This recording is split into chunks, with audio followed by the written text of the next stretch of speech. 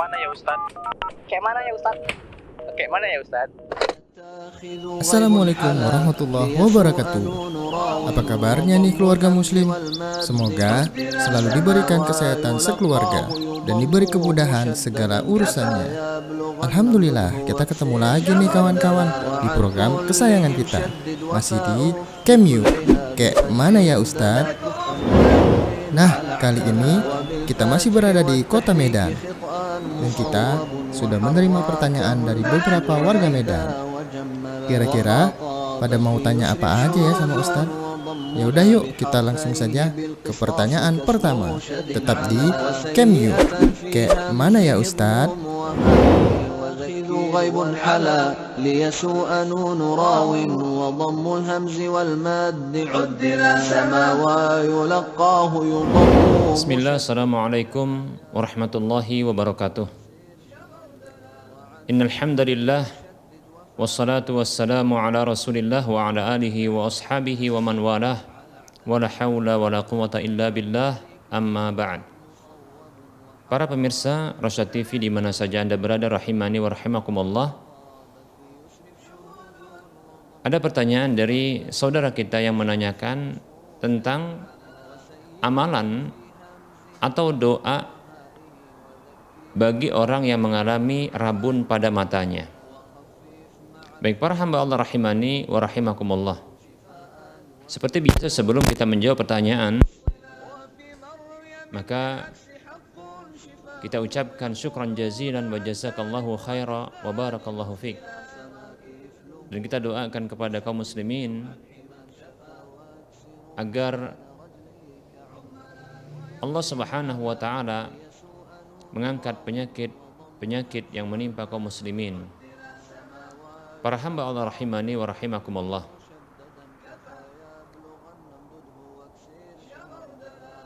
Amalan yang bisa dilakukan bagi orang yang mengalami rabun pada matanya, maka adalah berkonsultasi kepada ahli medis yang spesialis dalam masalah mata. Tentunya demikian. Karena Allah Subhanahu wa taala berfirman dalam surah Al-Anbiya ayat 7, A'udzu billahi minasyaitonir rajim, fas'alu ahla dzikri in kuntum la ta'lamun. Bertanyalah kepada orang yang tahu ketika kamu tidak tahu. Bertanya kepada yang ahli ketika kita tidak mengetahui. Baik para hamba Allah rahimani wa rahimakumullah. Sebagai bentuk realisasi dari ayat ini adalah tanyakan dan konsultasikan penyakit mata tersebut kepada ahlinya, tentunya demikian. Baik para hamba Allah rahimani wa rahimakumullah, lebih-lebih Rasulullah sallallahu alaihi wasallam pernah bersabda, "Idza wusidal amru ila ghairi ahlihi fantadhiris sa'ah." Atau kama qala sallallahu alaihi wasallam. Beliau bersabda, apabila diserahkan sebuah urusan kepada yang bukan ahlinya, maka tunggulah kiamat. Bisa juga maksud dari kiamat di sini adalah kematian, karena kematian adalah kiamat kecil. Demikian para hamba Allah rahimani wa rahimakumullah. Kemudian yang kedua, kita bisa mengupayakan kesembuhan dengan cara yang syar'i insyaallah taala. Yang pertama adalah melakukan ruqyah, dan saya khususkan di sini adalah ruqyah. Walaupun ada perobatan yang lain seperti habatus sauda yang bisa dikonsumsi, madu yang bisa dikonsumsi, ya, atau yang lainnya. Namun saya khususkan pembahasan untuk menjawab pertanyaan ini adalah dengan metode ruqyah. Baik para hamba Allah rahimani wa rahimakumullah, ruqyah maksudnya adalah bacaan-bacaan yang berasal dari Al-Quran maupun hadis Nabi Shallallahu Alaihi Wasallam yang memuat doa. Bacaan Al-Quran ataupun doa-doa yang berasal dari Nabi Shallallahu Alaihi Wasallam untuk kesembuhan. Tentunya dari hadis-hadis Nabi SAW yang sahih. Baik para hamba Allah rahimani wa rahimakumullah, dan jangan lupa bahwasanya wajib diyakini bahwa apabila terjadi kesembuhan itu berdasarkan takdir dari Allah Subhanahu wa taala. Karena Allah Subhanahu wa taala adalah Asy-Syafi, zat yang menyembuhkan. Baik para hamba Allah rahimani wa rahimakumullah, salah satu upaya untuk kesembuhan adalah ruqyah. Dan ruqyah ini bisa untuk penyakit medis, demikian pula bisa untuk penyakit non medis. Baik para hamba Allah rahimani wa rahimakumullah, ruqyah bisa untuk penyakit medis dan non medis. Begitu juga ruqyah ini bisa untuk penyakit fisik maupun psikis. Secara umum Allah Subhanahu wa taala berfirman di dalam surah Al-Isra ayat 82, Allah mengatakan, A'udzu billahi minasyaitonir rajim wa nunazzilu minal qur'ani ma huwa syifaa'un wa rahmatul lil mu'minin wa la yazidul zalimina illa khasara. Dan senantiasa kami turunkan dari Al-Quran itu syifa, ma huwa syifa, sesuatu yang dia sebagai penyembuh, kesembuhan, tentunya bagi penyakit. Ma huwa syifa, nah ini sifatnya umum, apa saja yang dia menjadi kesembuhan. Dan tentunya kesembuhan itu datang dari Allah Subhanahu wa taala. Wa rahmatul lil mu'minin, dan Al-Quran itu bisa menjadi rahmat bagi orang-orang beriman, dan tidaklah Al-Quran itu menambahkan kepada orang yang zalim kecuali kerugian. Baik para hamba Allah rahimani wa rahimakumullah, ini dalil secara umum bahwa Al-Quran itu bisa menjadi upaya kesembuhan, yang kesembuhan itu datang dari Allah Subhanahu wa taala. Secara khusus kita dapatkan dalam riwayat hadis Nabi SAW, di antaranya adalah hadis yang diriwayatkan oleh Imam Bukhari dan Muslim serta yang lainnya dari sahabat Abu Sa'id Al-Khudri radhiyallahu anhu.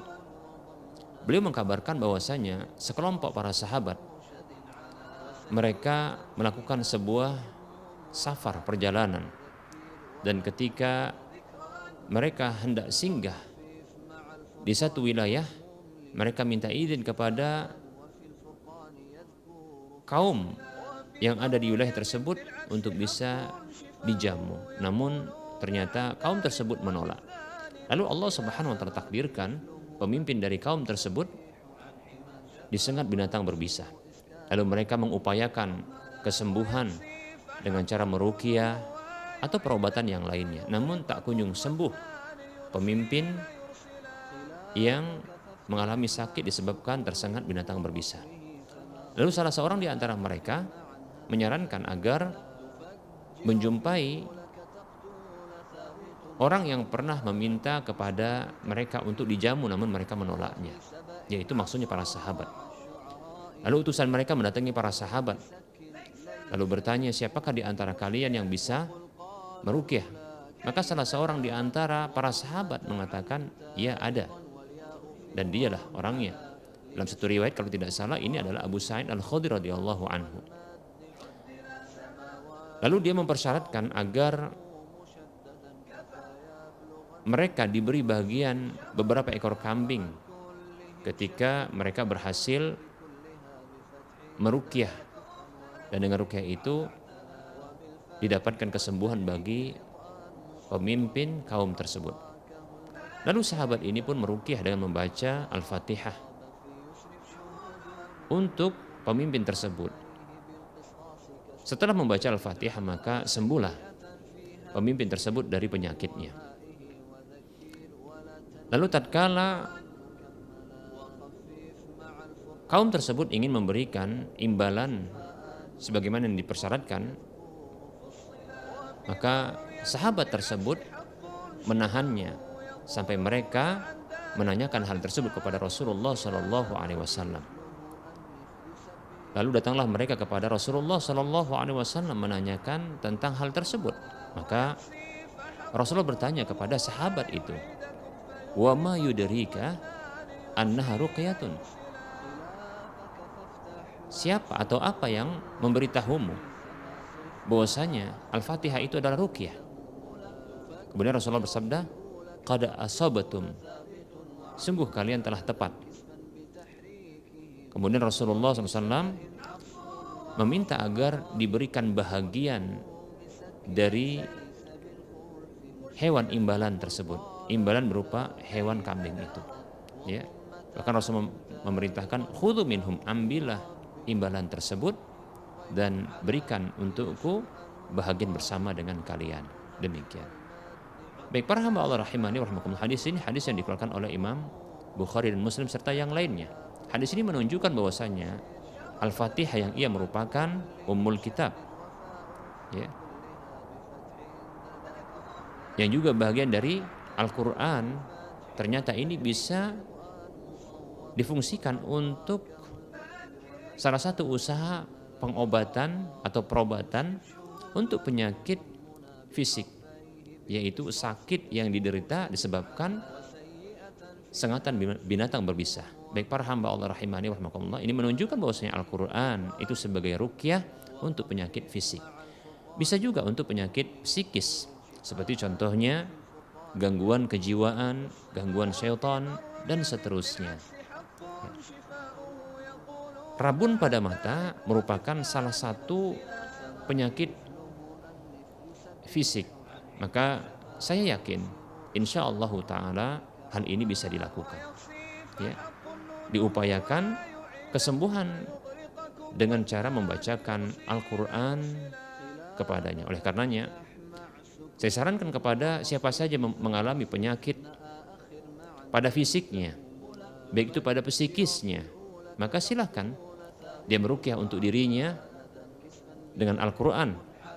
Bisa juga dengan Al-Fatihah yang mudah, karena ini telah banyak dihafal oleh, ya, kaum muslimin dan mudah untuk dibacakan. Maka silakan bacakan Al-Fatihah, ya, ketika kita mengalami sakit pada fisik kita ataupun pada psikis kita. Dan itu bukan hanya berlaku bagi diri kita, namun bisa juga bagi orang lain yang kita ruqyah.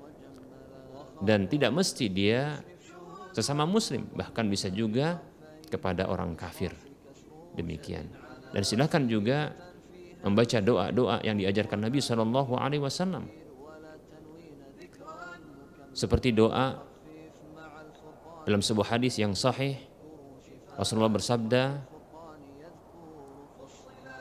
dengan doa, membacakan doa berikut ini, Allahumma rabban nas adhibil ba'sa isfi anta syafi la shifaa illa shifauka shifaan la yughadiru saqama.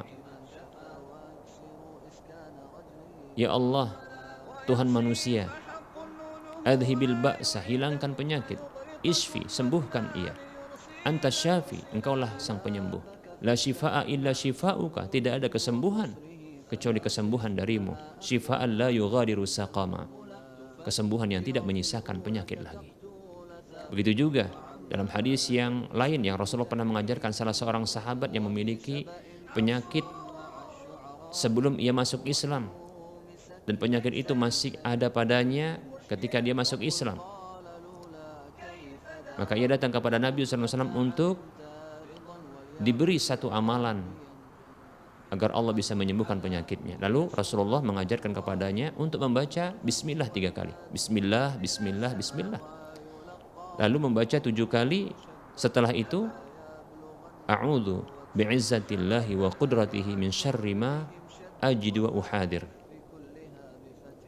Bismillah 3 kali. Bismillah, Bismillah, Bismillah, dengan nama Allah 3 kali. Kemudian A'udzu bi'izzatillahi, aku berlindung dengan keperkasaan Allah Subhanahu wa taala,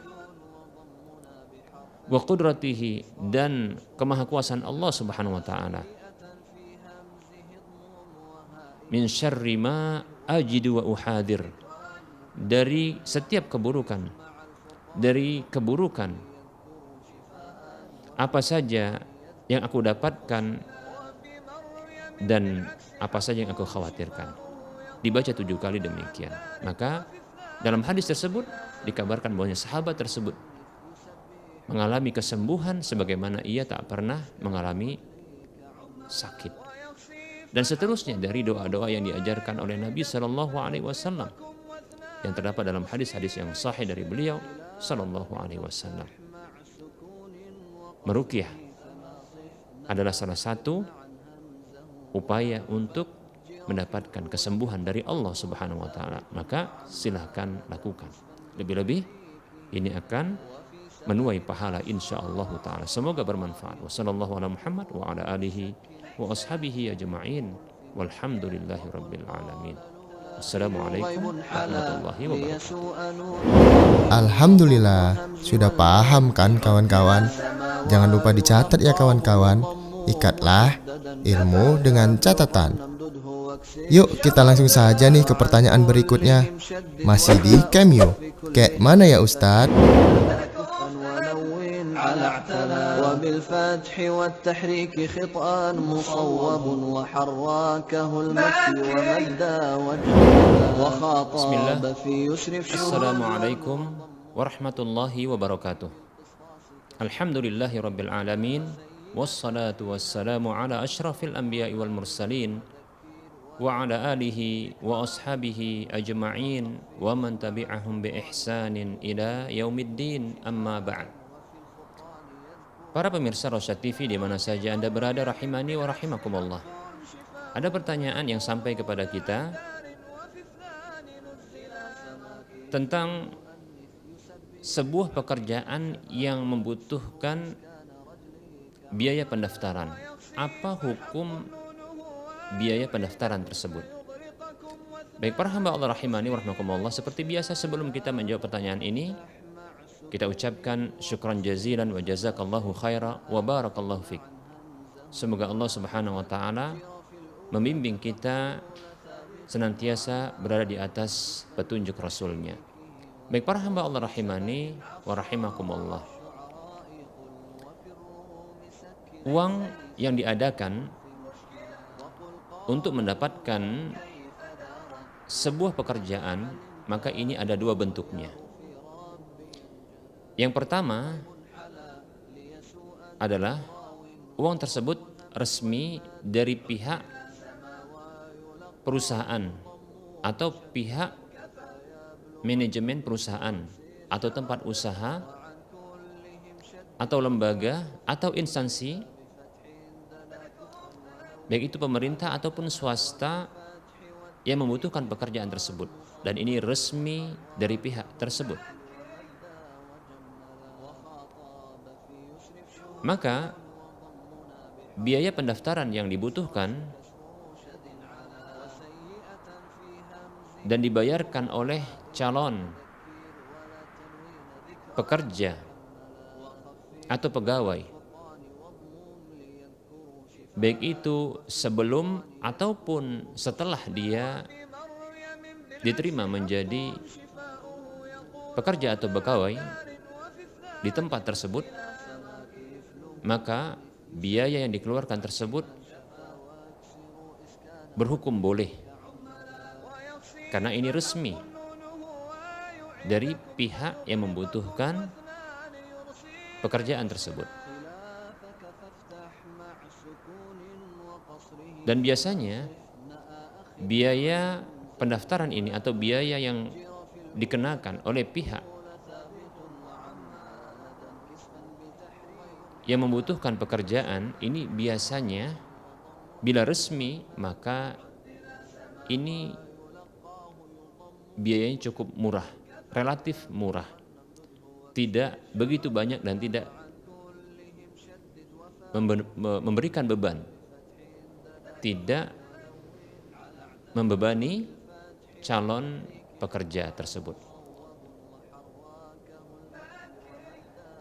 Bentuk yang kedua adalah beban biaya yang diberlakukan oleh para oknum, baik itu satu orang atau beberapa orang, yang sesungguhnya beban biaya ini tidaklah resmi dari pihak perusahaan atau instansi atau lembaga atau tempat kerja yang membutuhkan pekerjaan, yang membuka lowongan pekerjaan. Baik para hamba Allah rahimani wa rahmakumullah, maka beban biaya yang dibayarkan ini hukumnya adalah haram. Hukumnya adalah riswah, bentuk suap, bentuk sogokan. Karena sesungguhnya pekerjaan ini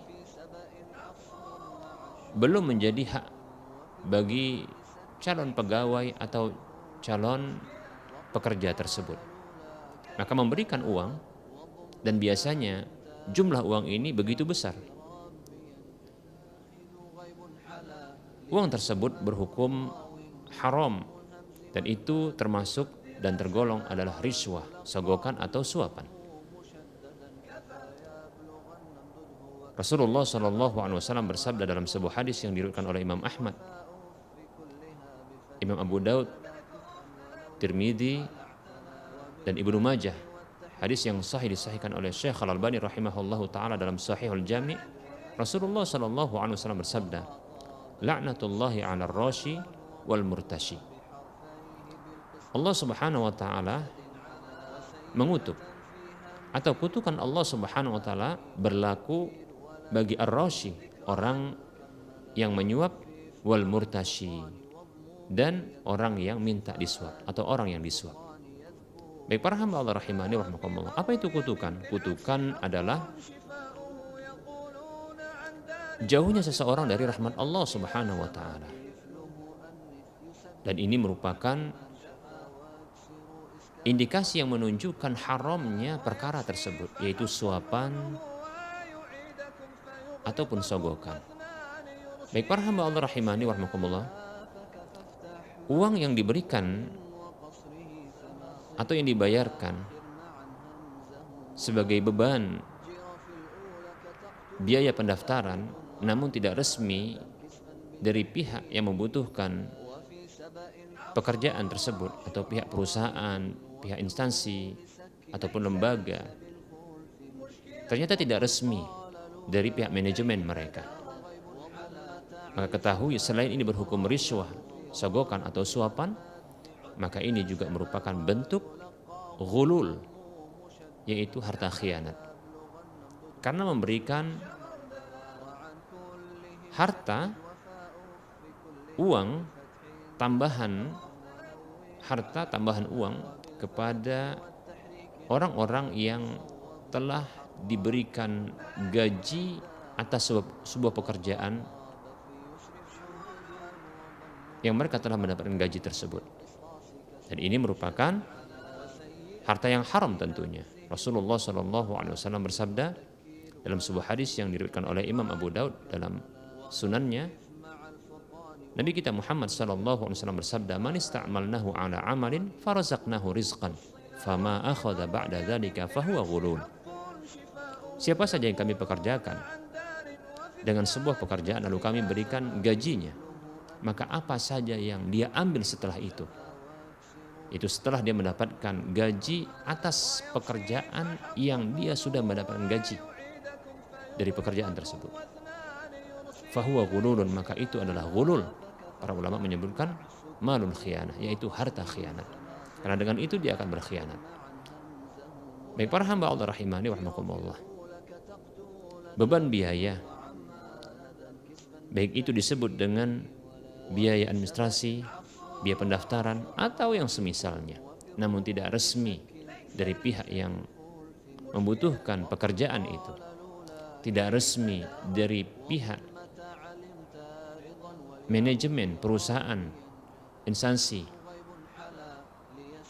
lembaga yang membutuhkan pekerjaan tersebut, ketahuilah biaya tersebut adalah terhitung riswah, yaitu sogokan atau suapan, dan ini adalah harta haram, dan sekaligus ini terhitung dan termasuk sebagai harta gulul, harta khianat.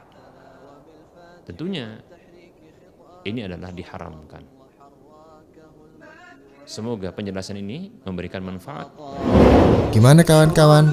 Sudah paham kan dengan penjelasan Ustadz tadi? Semoga Allah memberikan kemudahan kepada kita dalam menuntut ilmu agama. Kira-kira mau tanya apa ya ke Ustadz? Jangan kemana-mana ya, tetap di Cameo. Kayak mana ya Ustadz?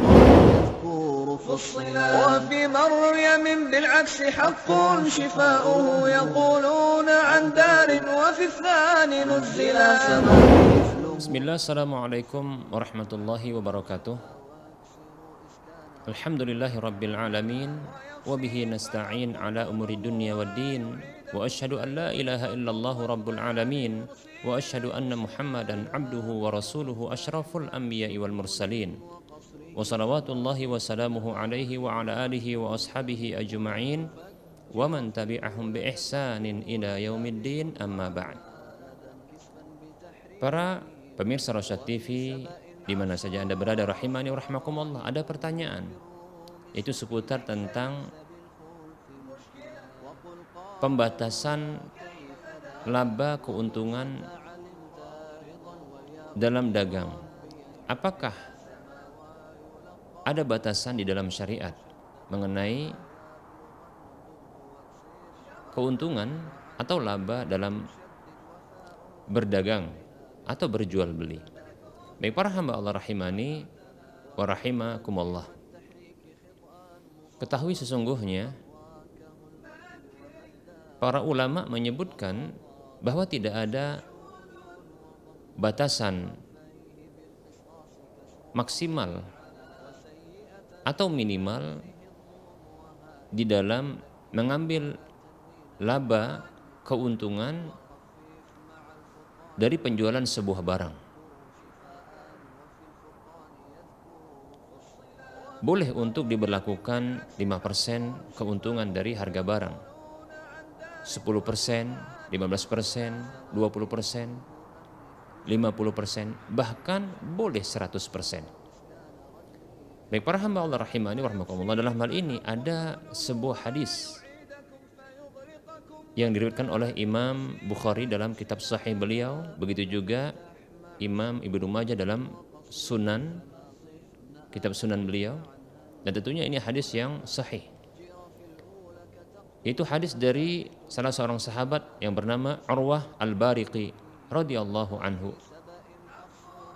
Ia mengatakan bahwasanya Rasulullah Shallallahu Alaihi Wasallam pernah memberikan kepadanya 1 dinar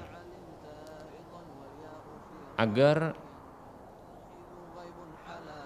ia membeli 1 ekor kambing untuk Nabi Shallallahu Alaihi Wasallam. Jadi Urwah Al-Bariqi radhiyallahu anhu ditunjuk oleh Rasulullah Shallallahu Alaihi Wasallam untuk menjadi wakil bagi beliau dalam membeli seekor kambing dengan harga 1 dinar. Namun ternyata Urwah Al-Bariqi radhiyallahu anhu memiliki keahlian dalam dagang. Ia mampu membeli dengan 1 dinar itu 2 ekor kambing.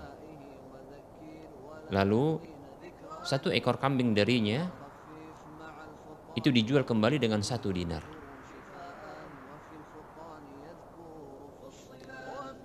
Lalu ia datang kepada Nabi Shallallahu Alaihi Wasallam dengan membawa 1 dinar sekaligus 1 ekor kambing. Ternyata Nabi Shallallahu Alaihi Wasallam menyetujui hal tersebut, bahkan mendoakan beliau dengan doa keberkahan. Dan andaikan sahabat ini, yaitu Urwah Al-Bariqi radhiyallahu anhu, membeli tanah, tentulah pasti dia akan mendapatkan keuntungan darinya. Hadis yang sahih, hadis yang dikeluarkan oleh Imam Bukhari demikian pula Ibnu Majah serta yang lainnya. Baik para hamba Allah rahimani wa rahimakumullah. Dari hadis ini kita bisa mengambil kesimpulan bahwa Urwah Al-Bariqi radhiyallahu anhu ternyata mengambil keuntungan 100%, di mana ia menjual 1 ekor kambing dengan 1 dinar. Padahal tadinya dia membeli 2 ekor kambing dengan 1 dinar. Maka kita bisa ambil kesimpulan bahwa harga kambing yang dibeli itu adalah setengah dinar. Kemudian dijual oleh Urwah Al-Bariqi dengan 1 dinar. Keuntungan yang didapatkan adalah 100%, yaitu setengah dinar dengan modal setengah dinar. Baik para hamba Allah rahimani wa rahimakumullah. Dan Rasulullah SAW tidak menyalahkan Urwah Al-Bariqi, bahkan beliau mendoakan keberkahan. Baik para hamba Allah rahimani wa rahimakumullah, ini menunjukkan bahwasanya mengambil keuntungan dengan 100% ini dibolehkan. Dan di bawah itu tentunya lebih lagi untuk dibolehkan. Demikian para hamba Allah rahimani wa rahimakumullah. Tidak ada pembatasan dalam mengambil laba keuntungan dalam sebuah penjualan barang dagangan. Hanya saja tentunya tidak boleh untuk melewati harga pasar atau menjual di bawah harga pasar. Tentunya kalau melewati harga pasar ini berakibat tentunya akan membuat para pembeli akan beralih kepada pedagang yang lainnya. Dan ini tentunya akan menimbulkan pengelabuan, disebut dengan ghaban, dan orang lain akan terdolimi karena hal tersebut. Ternyata harga barang lebih tinggi dari harga pasar. Nah, apabila dijual di bawah harga pasar, maka tentunya hal ini akan mengakibatkan para konsumen yang biasa membeli di tempat yang lain, maka ini akan beralih kepadanya. Dan ini tentunya akan memudaratkan para pedagang-pedagang yang lain yang menjual barang yang sama dengan barang yang dijualnya, namun dijual dengan harga pasar. Maka ini akan mengakibatkan beralihnya konsumen kepada pedagang baru yang menjual barang di bawah harga pasar tersebut. Nah, ini akan tentunya mengakibatkan kezaliman, kerugian pada pedagang yang lainnya. Rasulullah SAW bersabda, la darara wala dirara. Hadis Daruqutni. Tidak boleh memudaratkan diri dan tidak boleh juga memudaratkan orang lain. Baik para hamba Allah rahimani wa rahimakumullah. Lalu bagaimana apabila terjadi pembatasan harga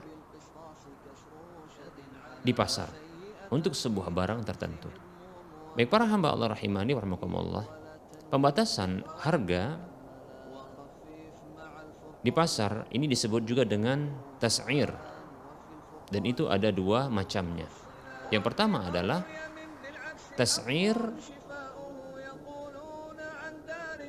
pembatasan harga di pasar itu dengan cara yang zalim. Maka tentunya hal ini terlarang. Rasulullah SAW bersabda dalam sebuah hadis yang diriwayatkan oleh Imam Abu Daud dan yang lainnya, Rasulullah SAW bersabda, Innallah huwal musa'ir al-qabid al-basit al-raziq wa inni la arju an alqallaha wa laysa ahadun minkum yutalibuni bimadlamatin fi damin wala malin. Kata Nabi SAW, sesungguhnya Allah dialah yang Musa'ir, yang menentukan harga tersebut. Dialah Al-Qabid, yang menggenggam. Al-Basit, yang membentangkan. Ar-Razik, yang memberi rezeki. Dan sesungguhnya aku benar-benar berharap bahwa kelak aku bertemu dengan Allah Subhanahu wa taala dalam kondisi tidak ada seorang pun di antara kalian yang menuntutku dengan sebuah kezaliman, baik itu pada darah maupun pada harta. Hadis yang sahih. Baik para hamba Allah rahimani wa rahmakumullah. Bila penentuan harga di pasar dengan cara yang zalim, maka ini merupakan bentuk keharaman. Tentu hukumnya tidak dibolehkan. Adapun yang kedua, apabila penetapan harga dan pembatasan harga tersebut di pasar dengan cara yang adil,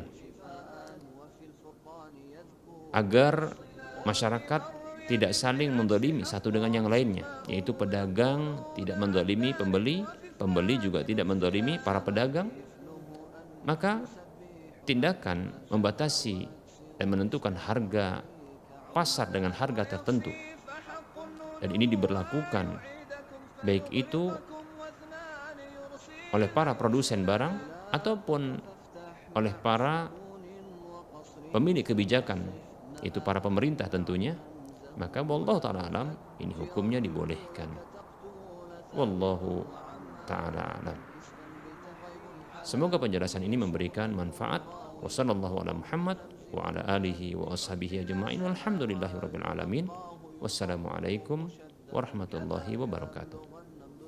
Bagi kamu yang mempunyai pertanyaan perihal agama, silahkan kirim video pertanyaan kamu menggunakan HP atau kamera ke nomor WhatsApp 0822 8888 6630 atau kirim ke email kami rasyad.tv@gmail.com dengan format isi video, nama, alamat, dan pertanyaan yang akan kamu tanyakan. Ayo, kirim pertanyaan kamu dan tunggu jawabannya di Cameo. Kayak mana ya Ustadz? Alhamdulillah, kita telah sampai di pertanyaan terakhir hari ini. Nah, semoga apa yang disampaikan Ustadz tadi bisa menambah ilmu agama kita semua. Ingat ya kawan-kawan, menuntut ilmu agama itu wajib loh atas setiap muslim. Dan terima kasih telah menyaksikan episode Cameo kali ini. Insya Allah, sampai jumpa lagi di episode Cameo berikutnya. Assalamualaikum warahmatullahi wabarakatuh.